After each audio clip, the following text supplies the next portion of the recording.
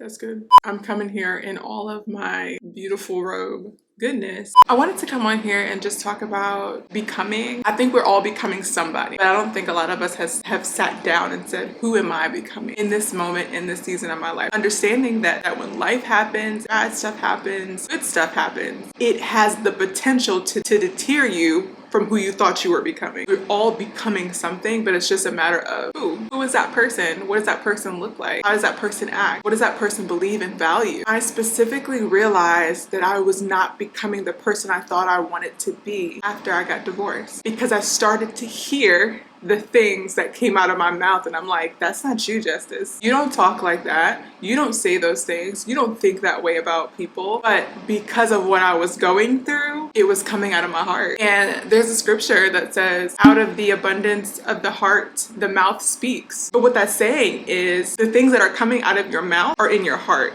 So if the things that are coming out of your mouth, you're like, that's not me, I don't like that, you got to check at the root, which is in here, and not like, oh, let me change my outward circumstances. No, let me look inward and say, what is in my heart right now that's making me think this way about men, right? You know how like women, y'all know what I'm talking about, because we've had a couple bad experiences with men in our past. We sum up the entire men and women, again, if you're a man watching this, women, you know, in this one bubble based off our own experience. And our own experience has now filtered how we see people. And I don't like that. I didn't like that. I didn't like some of the things that were coming out of my mouth. And thank God that you're able to recognize that that's not you. Some people, it will let that completely change like their direction. They'll become bitter, and now they do hate all men.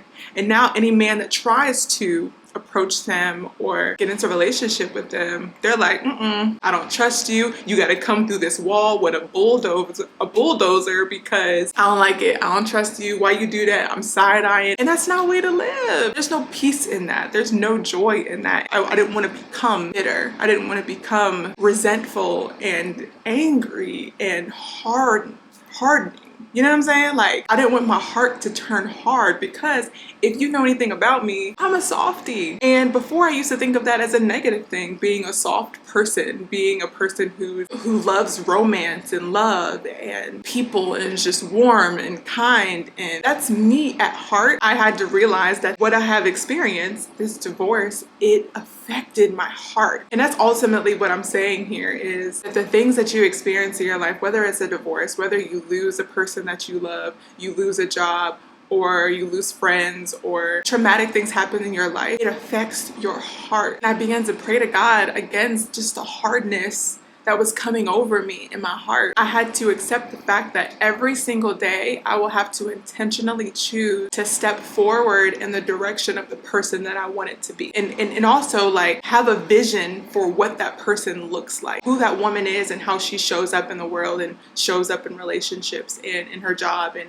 in all of the places. What does that person look like? It's important and it matters, because who you become matters, especially when you've gone through some tough things and who you became changed. Like if you're looking at yourself in hindsight, like, dang, after that one situation, I was never the same. And sometimes it's a good thing. And another important thing to remember is you get to decide. You get to decide who you become. In every circumstance and situation, you have a choice. God has blessed us with the ability to choose who we get to be and how we get to show up. My advice to you would be choose wisely. Are we going to choose honesty, or are we going to choose lying? Are we going to choose bitterness, or are we going to choose forgiveness? You get to choose which one. Understand that it's a process. And I think it's important to ask yourself this, not just when you're going through something, maybe in your journal. You know, I do it all the time. And for me, I've been practicing self-awareness for so long. I know, even if I'm participating in something that I know is not serving me, I know it.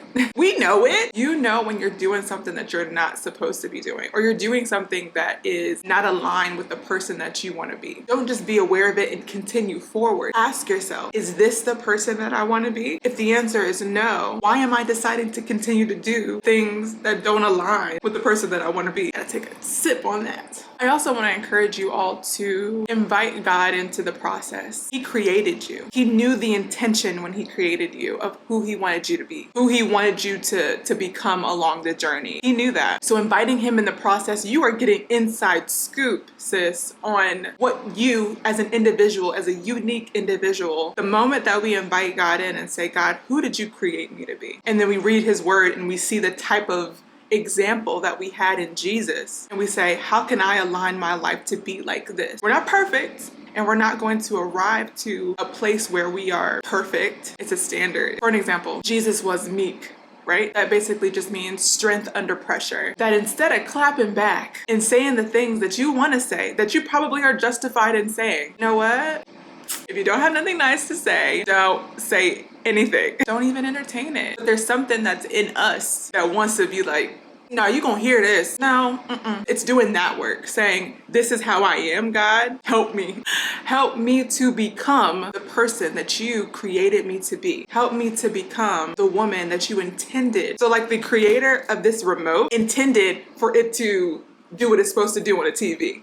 You know, change the channel, change the volume, all that good stuff. That was the intention. Same with you. When you were created, God had you in mind, a particular thing that you're supposed to do in mind. I think that we're on the journey to figuring out what that is. Who you become matters because it'll affect what that'll look like. So choose wisely. That's what I'm gonna leave y'all with. I pray that you all choose wisely in your journey. And I pray that the person that you are becoming glorifies God and honors yourself, that you can look at you and your children can look at you if you got kids, because ultimately that's what really matters. How you see yourself changes the game. Do the work. Choose wisely. I'll see you in my next one. Peace.